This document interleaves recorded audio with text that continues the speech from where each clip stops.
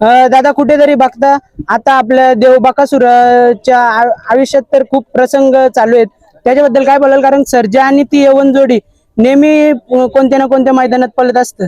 नाही, ती महाराष्ट्राची यवन जोडी आहे आणि त्या जोडीवरती प्रेम भरपूर आहे. आणि बकासूर असेल आपला सर्जावरती भरपूर त्या नंदीचा प्रेम आहे.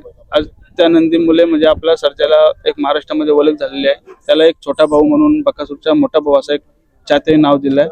आणि ती यवन जोडी लवकरच पळेल. आणि बकासूरचा जो संकट आला होता तो संकट कुठेतरी सगळ्यांच्या चाहत्याने थांबलेला आहे आणि जे आहे ते 100% म्हणजे योग्य झालेलं आहे.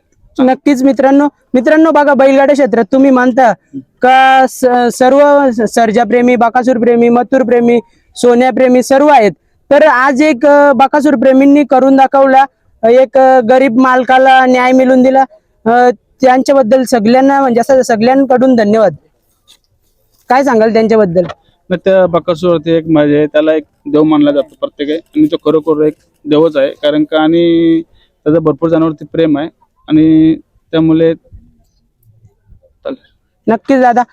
दादा आता सांगा ना, जशी आपली सर्जा आणि बकासूरची एकदम एवन जोडी आहे, आता परत आपली